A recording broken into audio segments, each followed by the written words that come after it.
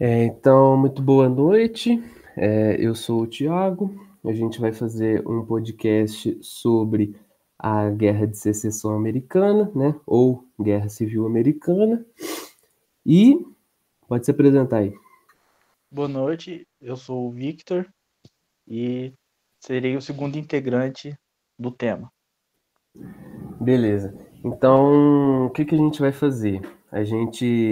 Como é um tema muito grande, a gente separou por alguns tópicos, né?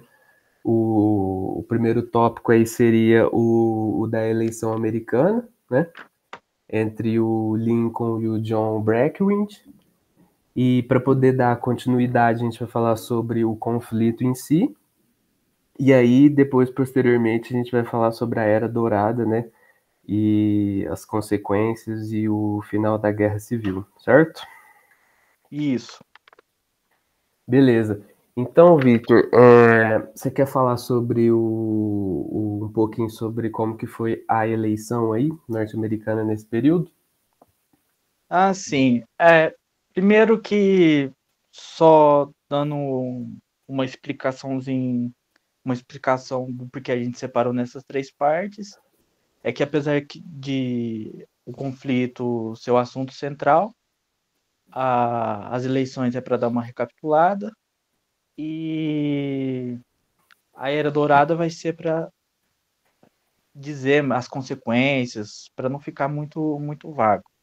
Mas iniciando nas eleições, então, né, para fazer a breve recapitulação, a gente lembra, né, que se teve, vai ser as eleições divididas entre o Lincoln e o John, que o Lincoln vai representar, né, os republicanos, enquanto o John vai ser dos democratas, que vai ser a última eleição antes do conflito, que enquanto representando o norte, o Lincoln, ele era assumidamente contra a escravidão, apesar de não ser de um modo tão ferrenho como, por exemplo, o John Brown, que é outro nome fundamental no conflito, que ele fez milícia de homens negros por ser um ferrenho abolicionista. E, por outro lado, o John ele vai ter sua campanha mais centrada no sul mesmo, será lá que ele fará conseguirá seu apoio de fato, né? E ele terá também ideias de, ao vencer, né, levar a escravidão para todos os Estados Unidos, não limitando mais ao sul, será uma política agora nacional. E ele também tinha a ideia de anexação a Cuba, né? Que é mais uma curiosidade a ser levada em conta para destacar como são diferentes o perfil de ambos os candidatos. Né? Então, E basicamente, nesse período, antes propriamente da guerra, a gente já tinha na própria eleição mesmo essa dicotomia do que seria a guerra, né, posteriormente, que seria a abolição, né, contra os escravistas ainda, né? assim, na verdade, vem muito tempo antes das eleições, né? Mas dentro do recorte que a gente fará, assim, para não alongar tanto, nas eleições, de fato, vai ser algo que vai se acirrar mais ainda, ficar algo mais fervoroso, assim, que terá seu estopim no conflito, né? Mas, de fato, assim, antes da guerra, você já vai ter uma divisão muito grande. Certo, certo. E, Pode continuar. e com a vitória, com o vencedor será o Lincoln, com aproximadamente 2 milhões de votos. E o que, quando ele dá posse, ele assume que não pretendia fazer a guerra contra o norte, contra o sul, porém que ele queria ainda assim pôr as políticas da União para todos os Estados Unidos. Então ele se demonstra como um presidente mais cauteloso, mas ainda assim não isenta as causas, sabe? Ele tenta negociar, mas ele, no final das contas, ele faz o que já era estabelecido pelos ideais dele e do partido. E acho que agora, com a recapitulação, nós podemos entrar mais no conflito em si mesmo. Após o Lincoln vencer, as tensões vão aumentar ainda mais, né? Sim, sim.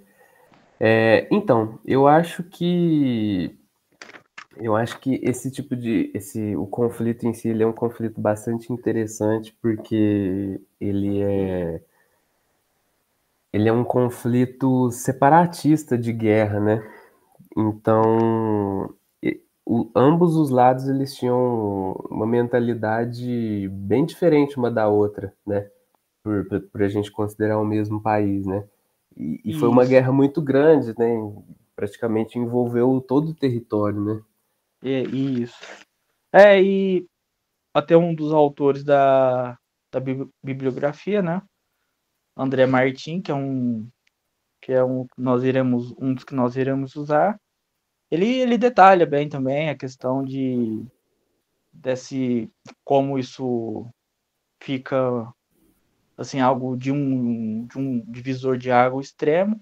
Mas aí ele também é interessante que no livro dele ele especifica como áreas que para quem tiver interesse para compreender melhor de uma forma mais detalhada o que leva o conflito. Então ele até separa lá no livro dele, além de uma visão geral, como vai ser essa divisão entre o norte e o sul. Em 4 campos ele separa. Um é o jurídico, outro é o político, outro é o diplomático e outro é o militar. E todos você vê que realmente era uma coisa de separatismo, né? Tanto que depois, de fato, os confederados farão isso, mas não durará tanto tempo, né? Ao ponto de serem reconhecidos e tudo mais. Sim. Eu até separei aqui, né, para a gente poder ter um panorama melhor sobre essa divisão, né, de como que ela era feita aí, entrando no conflito em si. Eu até escrevi uns tópicos aqui, né, para a gente não se perder.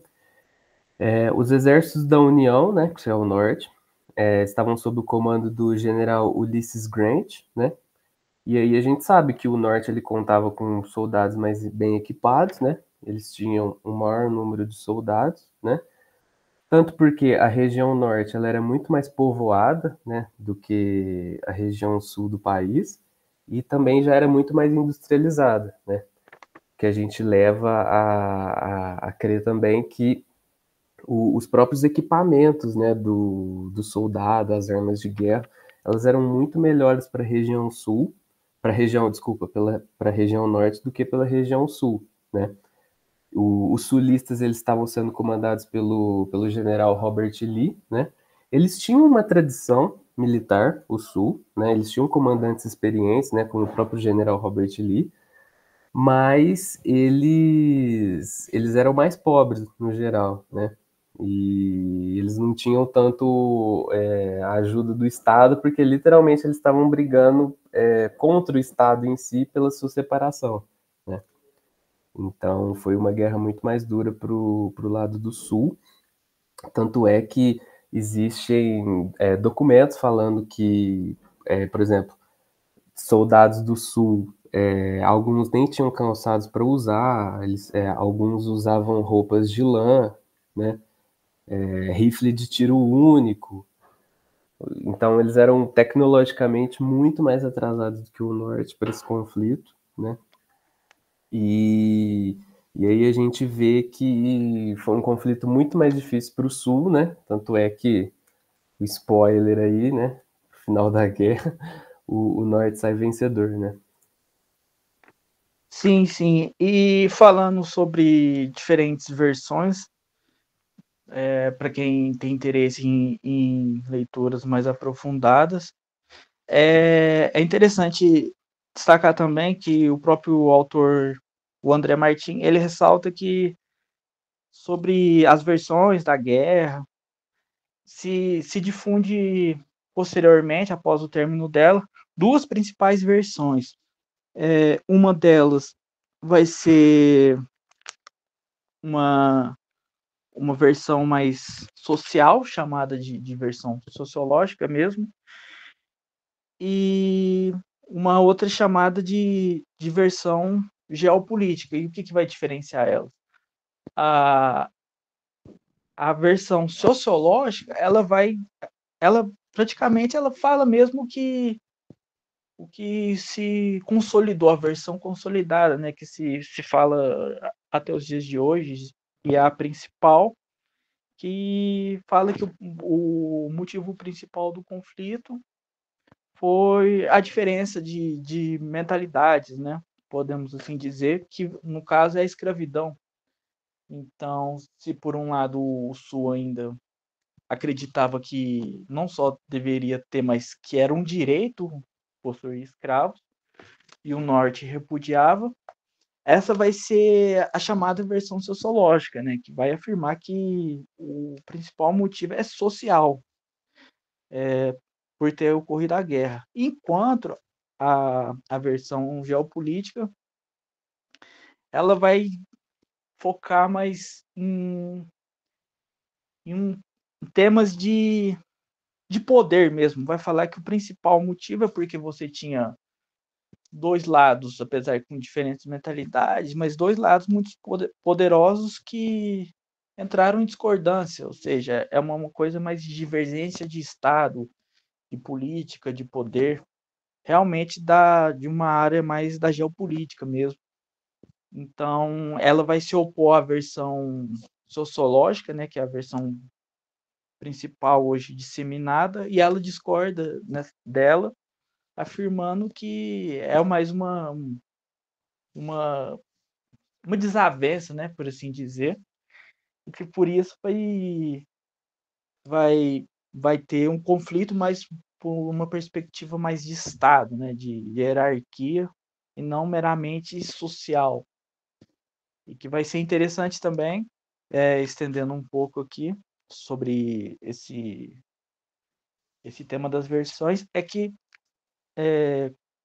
quando elas vão começar a ser debatidas após a guerra, os conservadores irão comprar a versão geopolítica, né, para falar que era mais uma coisa realmente de que não era social, que era por um conflito de regiões que tinham mentalidades diferentes e tudo mais, enquanto a linha mais progressista adota a versão sociológica sobre que aquilo já não era mais aceito e tudo mais.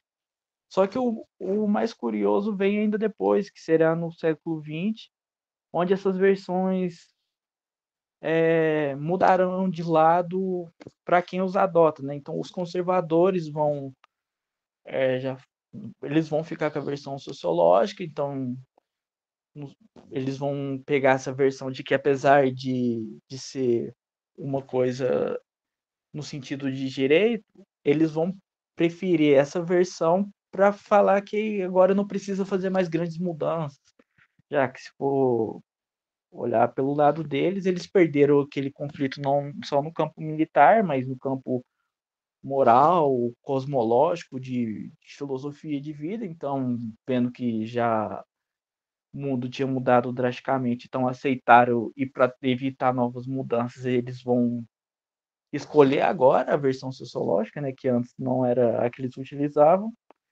E, em contrapartida, a esquerda ela também mudará e ela vai preferir a versão geopolítica para falar que na verdade havia intervenção estrangeira e justamente por isso havia intervenção burguesa que queria conflito interno para que impedia mais o desenvolvimento de pautas populares, enfim. Essa vai ser uma curiosidade que tem que ser levada em conta, mas no todo essas versões são muito importantes porque elas vão perdurar todo o tempo após o término do conflito e será tomada por lados distintos, né? Então a pessoa, para não ter só uma perspectiva da guerra, é bom ela conhecer as duas. Muito interessante essa parte, né? No caso da história, né? A história, ela não tem um lado só, né? Ela tem vários lados, né? E dependendo de qual lado você escolhe, né? Ela tem um caráter diferente, uma moral diferente, né? Também é interessante a gente estudar essa parte filosófica com a parte sociológica, né? Junto com a história, para a gente poder entender esses lados também, que nem você disse, né? Eu fiz um pequeno texto aqui, que é um pouco sobre o contexto histórico em si e um pouco do desenvolvimento da guerra, né? Então, desde 1850 já era possível perceber a hostilidade entre o Norte e o Sul sobre a questão escravista, né? Então a gente pode perceber que isso não começa do nada, né? É uma coisa que já vem desde esse período, né? Houve uma tentativa, né, de resolver essa questão através do Compromisso de 1850, né, que abria ali uma exceção para o trabalho livre na Califórnia, né, embora, né, a Califórnia fosse um estado do Sul. E em 1854, o Ato de Kansas-Nebraska, ele autoriza o trabalho escravo nesses estados, né, ainda que eles se encontrassem no norte. 2 anos mais tarde, a população do Kansas votou contra a escravidão, né? Mas o Senado, ele dominado pelos sulistas, não aceitou a decisão popular. Em 1858, né, o Partido Democrata ele divide-se, ele vai ter duas alas ali, né, entre os pró-abolicionistas no norte, né, e pró-escravidão no sul. E aí que tem o assassinato do John Brown, né, o abolicionista, ele é condenado à morte, né, por incitar a rebelião em 59. E aí John Brown é condenado à morte. Em 1860, né, os nortistas eles vão dominar o Senado, né, eles eram liderados, né, pelo republicano, pelo Lincoln, e aí eles passam a combater a escravidão nos Estados Unidos. E aí, como a gente já falou, o Lincoln ele vence as eleições em 1860, né, e aí com a vitória do Lincoln, como a gente já falou, né, Victor, em relação ao John Breckinridge, causa essa reação hostil do Sul, que aí vai desencadear aí a guerra. E aí a gente pode falar um pouco sobre os estados em si norte-americanos nesse período, né? Nesse mesmo ano que o Lincoln ganha, a Carolina do Sul, ela se retira da União. E aí, com a retirada da Carolina do Sul, ela vai ser seguida por outros estados que também se retiram da União, né, com a vitória do Lincoln, que é o Alabama, a Flórida, a Geórgia, a Louisiana e o Mississippi, né? E aí, no início dos combates, outros estados também se desligam da União, né? Como, por exemplo, o Arkansas se desliga da União, a Carolina do Norte, Tennessee, a Virgínia e o Texas. Então, com a eleição do Lincoln, que era republicano e abolicionista, todos esses estados que eu citei, eles fazem essa separação do norte. Eles já não veem mais o norte como uma união, né? Como uma união deles com o norte. Eles fazem essa separação. E aí, em dezembro de 1860, né, vai surgir um novo país. Os confederados eles vão criar um novo país, que seria os Estados Confederados da América, né? No caso, a gente pode até falar que eles elegeram o próprio presidente deles, né, que foi o Jefferson Davis, do Mississippi, e a capital era em Richmond, na Virgínia, né? E, obviamente, né, que o Norte ele não aceita a separação, né? Eles alegam como um ato inconstitucional, né? E aí eles veem que não vai ter como mais segurar essa separação do Sul, eles aí acabam declarando guerra aos confederados, aos estados do sul, né? E aí, para falar um pouco, quem sobrou, eu falei aqui de quem saiu do norte, entre aspas, né? Quem saiu da União dos Estados Unidos foram esses que eu falei. E agora tem os estados que ficaram com o norte, né? Se mantiveram na União, que eles também são chamados de estados unionistas, né? E aí a União ela ficou constituída pelos seguintes estados: Califórnia, Connecticut, Delaware, Illinois, Indiana, Iowa, Kentucky, o Maine, Maryland, Massachusetts, Michigan, Minnesota, Missouri, Nova Hampshire, Nova Jersey, Nova York, Ohio, Oregon, Pensilvânia, Rhode Island, Vermont, Wisconsin, Colorado, Dakota, Nebraska, Nevada, Novo México, Utah, Kansas e Washington. Então, todos esses estados aí foram os estados que se mantiveram na União. Certo? Então, Vitor, você tem mais em relação a esse período de guerra, você gostaria de acrescentar mais alguma coisa? Ah, sim. Primeiro, você ressaltou bastante aí a questão, você usou a palavra hostilidade, né? Uhum. É interessante lembrar que apesar de anteceder a guerra, né? A escravidão, na verdade, ela vai se tornar um problema grande, assim, já não querer ser aceito mesmo.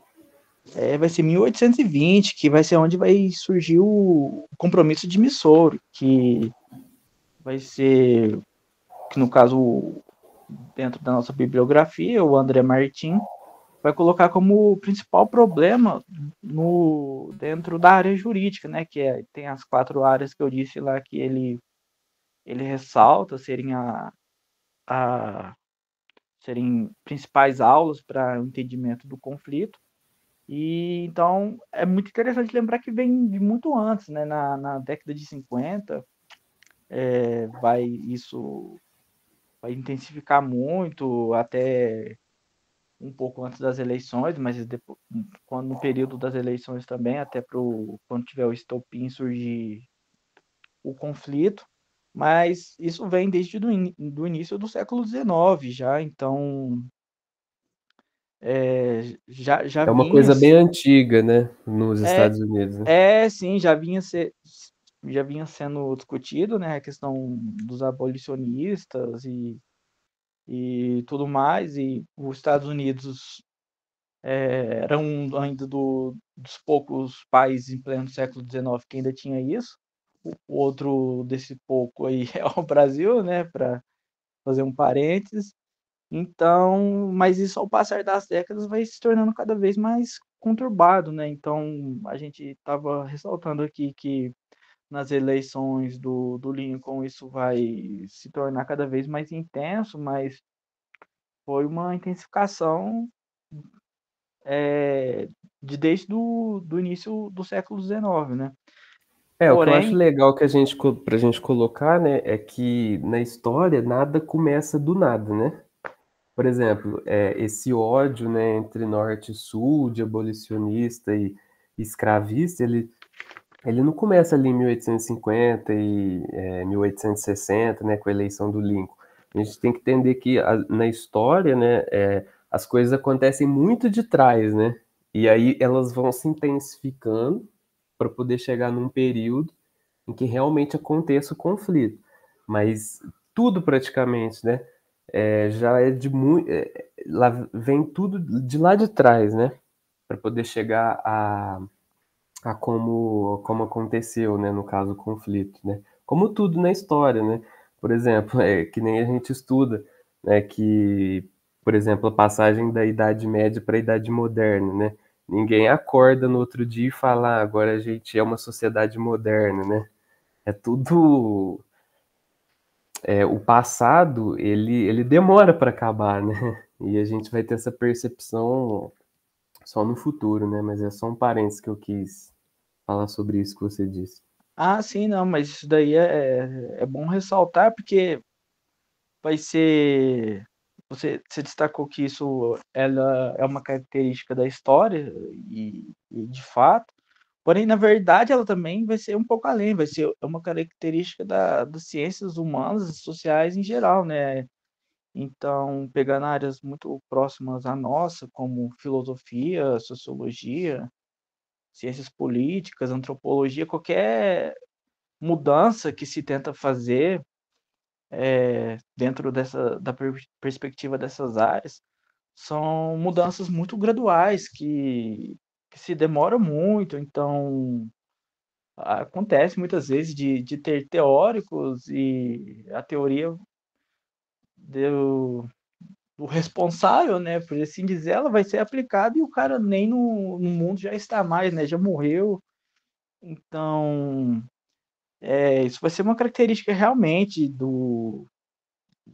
não só do mundo dos homens, mas da natureza mesmo. Então, o exemplo que você citou aí da Idade Média foi muito bom por causa disso, porque você ressalta algo do aspecto cultural, da tradição, dos costumes, dos hábitos, e não vai ter uma mudança drástica, realmente assim, de uma hora para outra. Então, aquilo ainda assim vai ficar muito forte por muito tempo, né? Então precisa de anos e anos para realmente já tiver ser notório uma perda daquilo que tudo era valorizado em outra época, né? Então a questão aqui da escravidão foi já era contestada desde o início do 19, só que foi se intensificando no decorrer das décadas, em contrapartida que quem era escravocrata ia perdendo a força justamente nessas décadas em que os abolicionistas ganhavam força, né? Então, que é mais um retrato disso, de tudo que tem a ver com o estudo do homem, ela é muito lenta, né? Então, é um parênteses essencial, mas que eu acho mais legal ainda, porque mostra muito não só nossa área de história, mas a área de humanas em geral, né? Sim, sim, concordo. E aí, em relação ao conflito em si, eu acho que o conflito em si, ele, óbvio, ele é sangrento, né?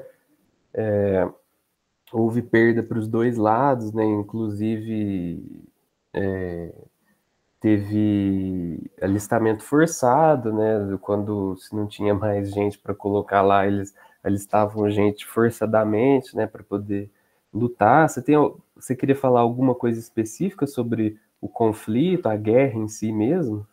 Ah, sim, é que na questão que demonstra os extremos, né? Porque guerra já é um sinônimo disso, mas também que se torna interessante, né? Porque se a gente for querer analisar ambos os lados e, além dos acontecimentos factíveis, analisar mentalidade, não só do que era discutido ali no geral, mas às vezes até cada personagem em específico. É, é, é interessante ver que, no caso, o vencedor das eleições, que foi o Lincoln, ele escolhe como secretário do Estado um homem chamado William Seward, que ele vai dar uma proposta pro Lincoln de como fazer novamente uma união dos Estados Unidos. Aqui não é união no sentido da apenas da do norte, é da palavra mesmo de voltar a juntar com os sulistas, após a separação dos confederados, né? E que esse secretário de Estado dele, é até um pouco engraçado ressaltar que a proposta dele de juntar novamente, né? o povo estadunidense vai ser que o Lincoln deveria declarar uma guerra com a Espanha, com a França, com a Inglaterra e, se preciso fosse, até mesmo com a Rússia. E o que já, só quando já se pensa nisso, já se torna algo cômico e trágico. Mas é que, no caso, dentro da nossa bibliografia, até mesmo o autor lá, o André Martin, ironiza isso, né? Que a solução do secretário do Estado foi muito 880, né? Tipo, realmente, se tivesse um conflito internacional, se por um lado isso serve como uma válvula de escape para unir o povo novamente, ele vai para um lado muito, muito devastador, né? Pô, ele não tá Ele quer unir declarando. o povo, mas ele quer brigar contra o mundo inteiro, né? Ele não tá aí, pô, ele não tá declarando guerra contra qualquer um. Eram as potências da época, né? Não é como se ele tivesse, pô, declara guerra contra esses países militarmente fracos ou medianos. Não, pega as potências, vai, já declara contra a França, a Inglaterra, até a Rússia. Você fala, pô, o cara, esse daí, ele já, esse já é um pouco diferenciado, né? No mínimo, né? Então, fica bem curioso isso daí também. E além dessa parte engraçada aí, eu tô ressaltando ela porque também fica interessante para mostrar como ficava e ficou, né, extremo o conflito, e na prática foi sangrento e tudo mais, mas da mentalidade das pessoas, até onde elas chegavam dentro de seus raciocínios, mas era justamente uma representação para ver o que realmente uma guerra causa, sabe? E a pessoa, ela vai para um caminho muito muito diferente, assim, que em forma de solução, sabe? Eu quero dizer que, juntamente da Guerra do Paraguai, né, a Guerra da Secessão, foram as mais sangrentas do continente americano, né? Sim, sim. Você estava falando sobre a gente estava falando sobre a continuidade, né, das coisas, né? Por exemplo, apesar de a maioria ali dos estados americanos eles serem abolicionistas, ainda existia ainda existia, né, os estados ali escravistas, né?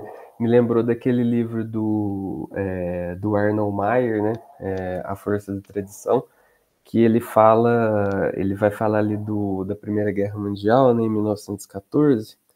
Ele vai falar que aquela guerra, ela foi o último suspiro que a aristocracia, né, que a nobreza europeia fez para manter a sua hegemonia política, econômica e social, né?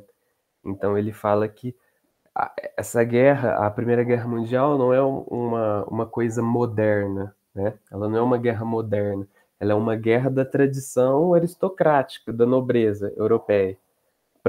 Foi o último suspiro da nobreza de se manter, né? No status político, cultural e econômico, né? E aí culminou na guerra. E aí eu lembrei desse livro porque eu acho que a gente pode fazer, óbvio, né, com todo o cuidado do mundo, porque não é a mesma coisa, né? Mas a gente pode traçar um paralelo, né? Como, por exemplo, a Guerra de Secessão, ela foi a última tentativa do Sul de manter a sua forma de vida cultural, né? A sua forma econômica e a sua forma política, né? Que era baseada ali na escravidão, né? Então acho legal que a gente pode também traçar esse paralelo com a força de tradição do Arnold Maier, né? Ah, sim, sem dúvidas. É que, apesar disso ser levado para a Primeira Guerra, né? de certa forma, a gente pode também traçando um paralelo cuidadoso, como você mesmo disse, mas até com a segunda, né, dentro de da perspectiva alemã, de que tanto na primeira quanto na segunda, essa que você chamou aí de visão mais aristocrática, é que de fato é uma visão dos germânicos de uma versão mais a modernidade e o modernismo em si, tudo que ela já agregava, né, seja bom ou ruim, aí vai de perspectiva, mas também sim, aí com o paralelo que você disse, é exatamente isso, porque enquanto para uns, como você disse, a guerra de secessão dentro da perspectiva do Sul foi o último suspiro, como você mesmo disse, no no caso da Alemanha aqui, que é o você traçou e eu estendi para a segunda, também serve para isso, né? Quando a gente percebe que várias pessoas com discurso antimodernidade e antimodernismo sempre colocam o Terceiro Reich como o último bastião de tradições ocidentais, porque depois tudo se perdeu. Então, realmente, nesse sentido que você disse aí de último suspiro, ele realmente faz sentido, né? Fazer no mínimo um paralelo. Sim, sim. E até como você disse mesmo da Segunda Guerra, né? Esse próprio autor que eu te falei, o Arnold Maier, ele entende como ele não entende nem como Primeira ou Segunda Guerra Mundial, né? Ele entende como um conflito só, né? Tanto Sim, de 14, que vai de 14 até 45, né? Como uma guerra só. Como você mesmo disse, né? Estende até pro Terceiro Reich, né? E aí, você tem mais alguma consideração sobre a guerra em si? Mais alguma coisa? hum, eu acho que falamos de vários pontos e tópicos interessantes para não. A gente poderia falar, né, que de 65, né, vai ser o término da guerra, né, que vai ter até a morte do Lincoln, Isso, mas 14 de abril de 1865, né? O Lincoln ele é assassinado, né? E aí, com o assassinato do Lincoln, né? É aprovada aí a 13ª emenda constitucional, e aí que abole, né, a escravidão nos Estados Unidos. E aí acaba que o norte se sai vencedor, né? E, e o sul acaba perdendo o conflito. e outra coisa interessante e curiosa nisso é que a guerra também se iniciou em abril, em 12 de abril de 1861. E apesar de não ser seu término não ser no mesmo dia, foi no mesmo mês, né? É, quase foi, Então, parece que foi combinado, né? Tipo, pelo menos tem essa curiosidade aí. sim. E aí o sul acaba derrotado, né? E tanto é que até hoje a gente consegue perceber, por exemplo, até a mentalidade do norte, por exemplo, nos Estados Unidos hoje, ela é diferente do sul, né? O sul, ele ainda continua agrário, né? Assim, hoje a gente tem, por exemplo, o Texas, né? Que tem tem muitas indústrias lá, né? Por exemplo, a NASA tá no Texas, né? Enfim, mas no geral, o sul, ele ainda continua agrário, né? E, e o norte, ele até mesmo na política, né? Os estados do norte, eles são aqueles estados que eles apoiam muito mais, por exemplo, ideologia de gênero, né? Essas coisas mais da cultura woke do que propriamente o sul, né? O sul, ele parece que ele sempre, os estados do sul hoje, né? Eles têm até essa característica mais do conservadorismo mesmo, de tentar conservar alguma tradição. Você também vê dessa forma?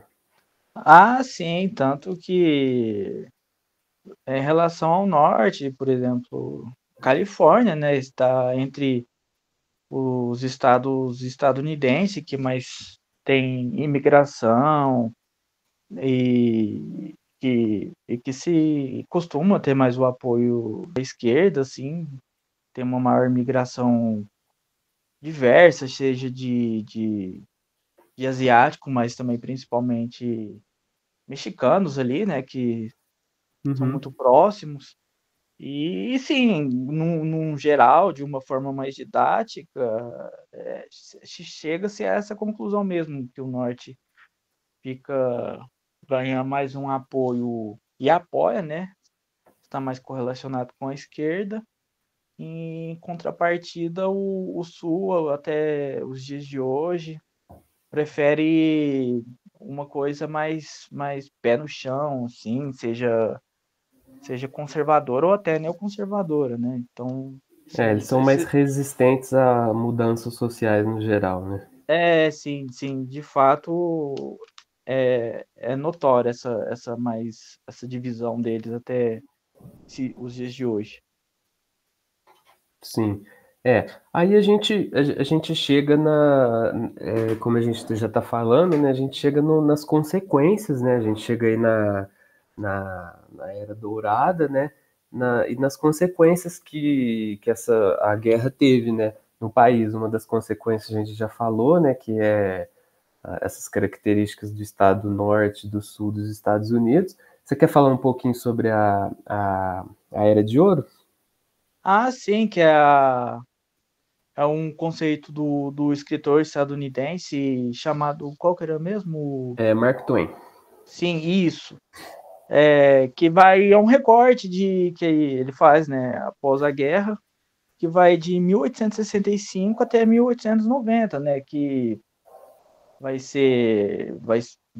relação à guerra vai ter as reconstruções no sul, mas de modo geral vai ser visto como um período de prosperidade, de uma certa ascensão, assim, de um bom modo de vida, sem conflitos e tudo mais, que vai ser em relação ao cenário estadunidense, vai ser onde vai começar de fato as industrializações em massa e tudo mais. Aí teremos também os grandes magnatas com os Rothschild, Rockefeller, e que vai ser a mesma época em que os Estados Unidos se tornará o país mais industrializado de todo o mundo, nem da Europa ficará mais atrás, e que esse recorte da Era Dourada, apesar desse termo ser por Estados Unidos, vai ser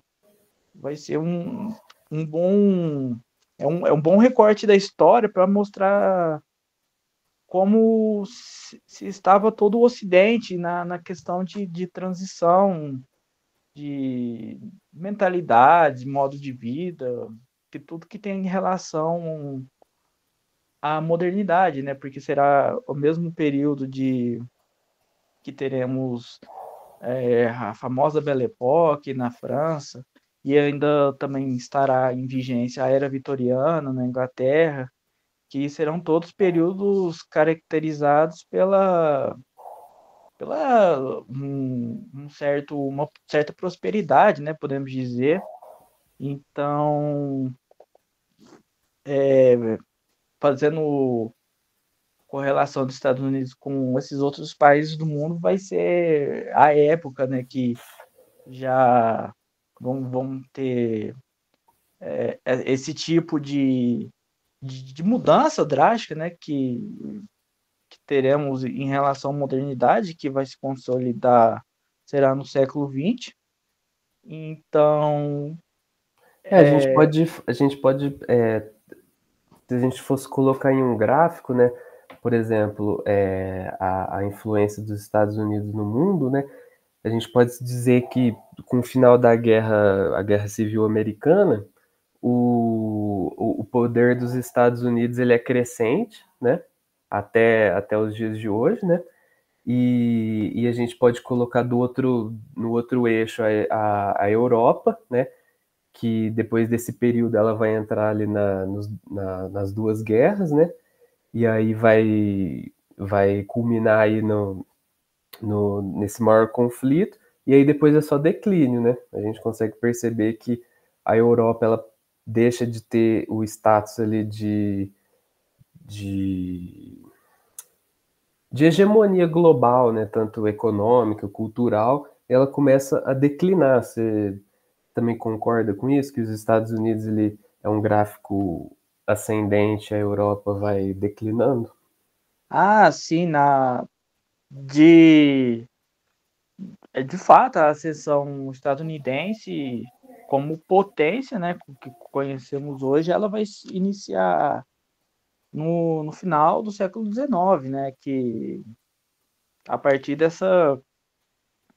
desse termo mesmo aí da Era Dourada, que é aí onde teremos um certo imperialismo estadunidense e teremos várias mudanças nos Estados Unidos, até intervencionistas de várias formas, algumas indiretas, outras mais diretas, até quando vai surgir o famoso conceito do Big Stick, né? Uhum. E, e que, mas que no caso, apesar da Era Dourada ela ir somente até 1890, ainda assim, esse período de prosperidade mais generalizador, podemos dizer assim, em comparação até com a Belle Époque, né? Ele, ele, ele é interessante porque ele vai acabar, assim, de fato, só quando tiver a Primeira Guerra, né? Porque até lá nós não teremos mais nenhum um grande conflito assim. E apesar de depois, no começo do século XX, os Estados Unidos ter algumas outras questões para resolver, Eu acho que já que a maior foi a crise de 29, né? Acho que foi. Ele não teve nenhuma guerra, um conflito internacional, mas ele teve a quebra da bolsa, né? Que foi. sim, então, é que assim, dentro após a Guerra da Sucessão, eles não terão nem mais uma guerra, né? Eles terão uma participação indireta na primeira, mas nada que os atinge muito. Então, aí a pancada mesmo virá na crise de 29, enquanto para a Europa a pancada mesmo será a Primeira Guerra, né? Que aí vai ser Na no Primeira caso, Guerra foi doideira, né? que aí na concepção francesa aí vai ser o fim da Belle Époque, no caso da Inglaterra a era vitoriana já tinha terminado, mas ainda assim a Inglaterra era uma potência, então de fato, apesar de cada um desses conceitos que estamos comparando aqui, seja a Era Dourada, a Belle Époque, a Era Vitoriana, elas serem mais respectivas de suas nações e ter seus próprios períodos, didaticamente ela é interessante compará-las porque elas são de períodos muito próximos e representam prosperidade. Então, ela fica uma coisa muito boa para se trabalhar, assim, seja em questão de conhecimento, né? Uhum. Sim. Outro ponto aí, de como consequência aí do final da guerra, né? A gente pode. Eu até tinha escrito aqui, eu queria saber, no caso, suas considerações sobre isso, né? Que apesar do fim da escravidão, né? A escravidão abolida aí nos Estados Unidos, é, ainda assim a população negra ela não viveu não foi necessariamente um apartheid, né? Mas obviamente a, brancos e negros foram segregados, né? Aí durante muito tempo. E até em alguns estados sulistas foram criadas algumas organizações, né? Como por exemplo a Ku Klux Klan, né? Que no caso aí eles combatem aí essa integração dos negros na sociedade americana. Você teria alguma consideração sobre isso? em relação específica aos negros? Isso em relação a, é, por exemplo, a guerra foi uma guerra de abolição, mas mesmo após a guerra, né, uma consequência que ficou foi ainda essa sociedade segregada, né, entre Ah, brancos e sim, negros. sim. De fato, né? E até é interessante que nós trabalhamos com o próprio Sorrilha e em aula, né, sobre isso, que no caso durante, né, a Segunda Guerra Mundial, por exemplo, os soldados estadunidenses apontavam o dedo para o soldado alemão, falando que era isso e aquilo, e ele perseguia minorias, mas os Estados Unidos fazia mesmo com um homem negro, né? Então, né, ficava isso, tipo, será que você é tão diferente? Será que não há uma hipocrisia e tudo mais? E que vai ser uma discussão que se vai ter nos Estados Unidos após isso, né? Que não quer É, dizer que o negro ele serve para lutar para a guerra, nessa hora ele se torna cidadão, mas na hora de ter os direitos e usufruir dos direitos mesmo de cidadão, aí ele já não conta mais, sabe? E vai ser o paralelo que dá para fazer na Guerra da Secessão também, já que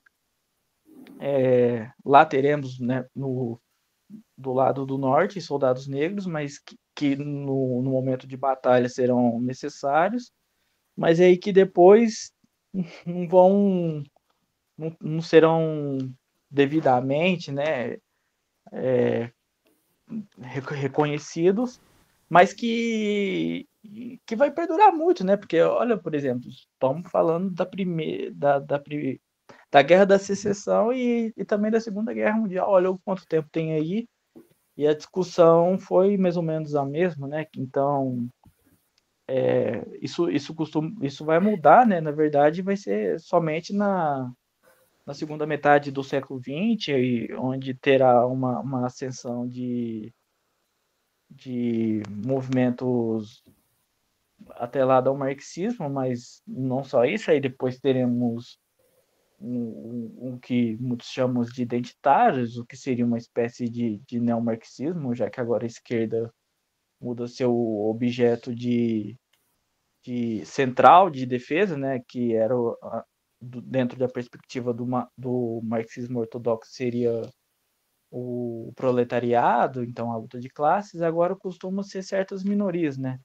Então, que essa nova esquerda, isso só com ela que vai costumar mudar esse cenário em relação ao negro, né? Que é o que você perguntou. sim, sim. É, então, eu acho que é isso, né?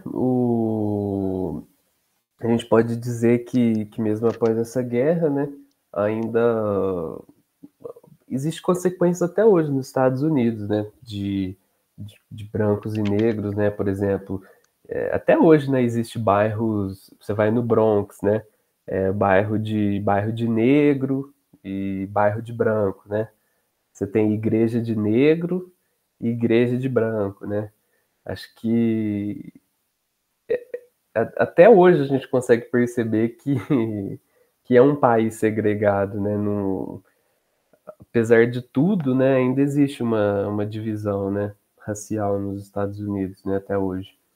E falando em relação a isso, né, podemos até regredir bastante na história e fazer, para falar de mentalidades, né, em relação a isso que você está falando, e para fazer um paralelo com as distintas colonizações, né, que as colonizações ibéricas, né, a Lusitânia espanhola, vinham um pouco mais tranquilas com essa questão da miscigenação, né? Então, algo já muito diferente dos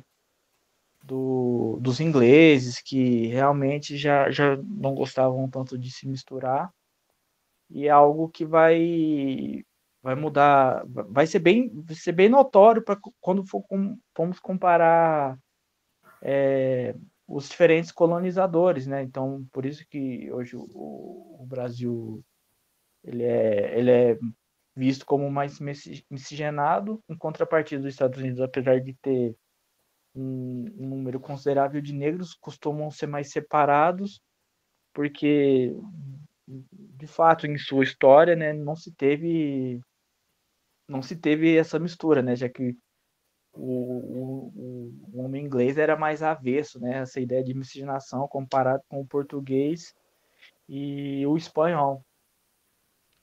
Sim, sim. E É. outra coisa também que podemos dizer, que você estava falando aí sobre os negros, mas ainda assim, dentro dessa questão da segunda metade do século XX, onde eles vão começar a ganhar os seus direitos, né? É interessante também, porque será na década de 70 que teremos o mais conhecido movimento Black Power, mas teremos também o deixado de lado, né? O movimento Red Power, que é em relação aos indígenas, né? Então, por exemplo, no caso da América Latina, o indígena é muito mais preservado, né? Enquanto no caso dos Estados Unidos teve até genocídio. Então, fica legal e interessante lembrar disso, porque até mesmo na, no retrato da cultura pop e tudo mais, sempre lembram do movimento Black Power. Já o Red Uhum. Power quase nem, não se fala, assim, né? Mostrando que dentro dessa concepção da esquerda, o indígena é bem mais deixado de lado, né? Em comparação ao negro. Por exemplo, E, se a gente comparar com o Brasil aqui, né, por exemplo, ainda existe muito de hoje em dia da cultura indígena, né? Por exemplo, o nome de cidade, sim, o não, nome das coisas. Agora, nos Estados Unidos, parece que nada dessa cultura foi incorporada, né? Ela foi completamente destruída, né? sim, até porque o, o Brasil, a sua parte indígena é destacada principalmente, mais preservada, né? Principalmente no norte, só que ainda assim é notório em todo o Brasil, né? Se formos levar em conta que São Paulo mesmo, o Rio Grande do Sul, e tem várias cidades com nomes indígenas, tipo Sorocaba, Piracicaba, Sim. o Mato Grosso, por exemplo, o nome da capital, Cuiabá, é de origem indígena. Em Rio de Janeiro vai ter o Araribóia, que foi um indígena que é considerado fundador da cidade de Niterói. São Paulo tem Tibiriçá, que vai ser considerado também um dos fundadores de São Paulo. Então vai ter muito isso.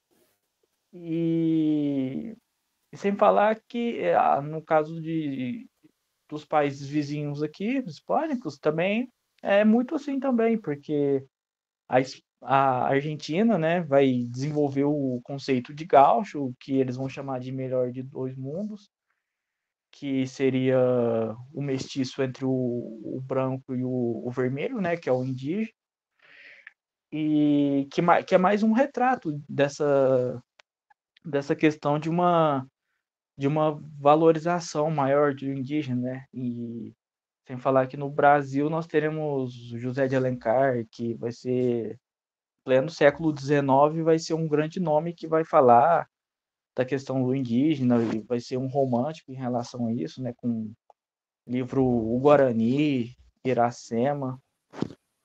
E Tanto até hoje a gente lê isso na escola, né? O sim, Iracema e sim. Guarani. E isso é falando de países sul-americanos, de Brasil e Argentina, né? Que ainda assim você não costuma encontrar indígenas ou mestiços de indígena na rua tão facilmente, em questão de fenótipo, né?